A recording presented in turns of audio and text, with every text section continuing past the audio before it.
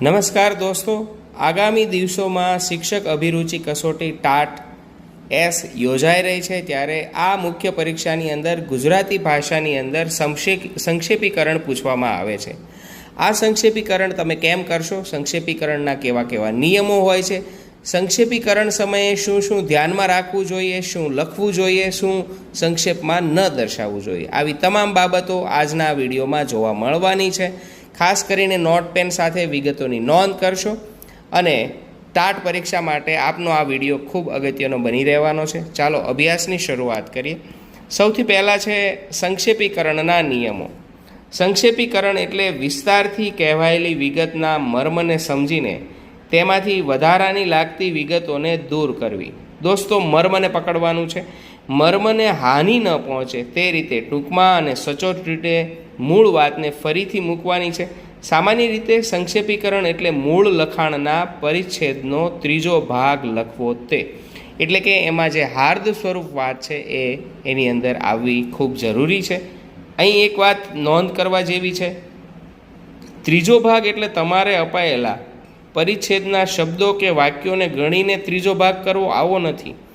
એટલે કે ફકરાના 18 વાક્યો ગણ્યા હોય તો એ ફકરાના 6 વાક્ય ભેગા કરીને મૂકવાથી સંક્ષેપીકરણ થતું નથી. એટલે સંક્ષેપીકરણ એના હાર્દ સ્વરૂપ વાતને આવરી લે ત્યાં સુધી તમે દર્શાવી શકો છો. પછીની વાત જોઈએ તો સંક્ષેપીકરણ એટલે ભાષાનો કરકસરપૂર્વક ઉપયોગ. જરૂર ન હોય તો નિપાત કે સંયોજક પણ ન વાપરવા તે કરકસર છે. સંક્ષેપીકરણ માટે 2 તબક્કામાંથી પસાર થવાનું છે. એક તો મૂળ લખાણ યોગ્ય અર્થગ્રહણ કરવું, તેના મર્મને મહત્ત્વની વિગતોને સમજવી, સારરૂપ વિગતો સમજવી. અર્થગ્રહણ થયા પછી વધારાની આલંકારિક રજૂઆતો છે, દ્રષ્ટાંતો છે, મોટાભાગે ઉદાહરણો છે, એને દૂર કરવા. પુનરાવર્તનો થઈ રહ્યા હોય છે એવા વાક્યોને દૂર કરી અને મર્મને ઓછા સચોટ શબ્દો દ્વારા સઘન પુનર્લેખન કરવું જરૂરી બનતું હોય છે. યોગ્ય સંક્ષેપીકરણ માટે જરૂરી પ્રક્રિયા આપણે સમજીએ તો આખા પરિચ્છેદને 2 થી 3 વખત તમે વાંચી જાઓ. પરીક્ષા સમયે 1 વખત વાંચશો તો પણ ચાલે છે, કારણ કે પૂર્વે તમે મહાવરો કર્યો હોય છે. પહેલાં વાંચો ત્યારે શું કહેવાયું છે તે સમજો, બીજી વાર વાંચો ત્યારે તે સમજી રહ્યા છો, તેમાં કંઈ ચૂકી તો જવાતું નથી ને, આ પણ તમારે તપાસવું જરૂરી છે. તમે સમજેલા મર્મને વ્યક્ત કરવા માટે શબ્દને રેખાંકિત કરો. ફકરામાં કઈ કઈ વિગતો દ્રષ્ટાંત સ્વરૂપે છે તેને સમજી લો. સંક્ષેપ કરતી વખતે ટાળવાની થશે તો જે દ્રષ્ટાંત છે એને રજૂ ન કરશો. તે જ રીતે પુનરાવર્તન પામેલી વિગતોને પણ ટાળવી છે, એ વિગતોને પણ અલગ તારવી લો. મર્મને સીધી ન સ્પર્શી હોય તેવી વિશેષણ, ક્રિયા વિશેષણ, ગૌણ વાક્ય વગેરે જેવી ભાષા સામગ્રીને પણ ન લેવી. મૂળ ફકરાના વાક્યો યથાતથા લેવાના નથી, એ પણ તમે ખાસ યાદ રાખશો. શબ્દો જે મૂળ બાબત વ્યક્ત કરે છે તેને યોગ્ય વાક્ય રચનામાં ગોઠવો.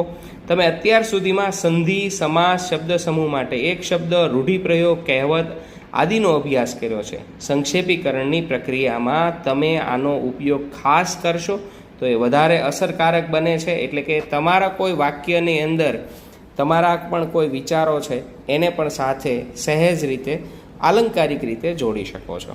આ વાક્યને મૂળ પરિચ્છેદના સઘન સંક્ષેપના ફકરા તરીકે તમે લખો. મૂળ પરિચ્છેદ અને સંક્ષેપ રૂપે લખાયેલા લખાણને ફરી એક વખત વાંચો, તપાસો કે કોઈ મહત્ત્વની વિગત સંક્ષેપીકરણ વખતે ચૂકી તો નથી જવાય ને. ટૂંકમાં સંક્ષેપીકરણ કરતી વખતે યાદ રાખો, અહીં અર્થ કેન્દ્ર સ્થાને છે, કહેવાયેલી મૂળ વાતનો વિચાર મર્મ કેન્દ્ર સ્થાને છે અને ભાષાનો કરકસરભર્યો ઉપયોગ એ અપેક્ષિત છે. દોસ્તો, બ્રેક ટાઈમ એજ્યુકેશન ચેનલને ખાસ સબસ્ક્રાઈબ કરશો. અહીંયા એવા વિડીયોઝ મૂકવામાં આવે છે જે તમારી આગામી પરીક્ષામાં ખૂબ ખૂબ ઉપયોગી થાય છે. ટાટ માટેના જુદા જુદા વિડીયોઝ એ પોસ્ટ કરવામાં આવ્યા છે, તેનો પણ આપ અભ્યાસ કરશો. ફરીવાર મળીશું આવા જ ટાટ પરીક્ષાની મુખ્ય પરીક્ષા માટે ગુજરાતી માટેના મહત્ત્વના વિડીયોઝની સાથે. આપ સર્વને જય હિન્દ, જય ભારત.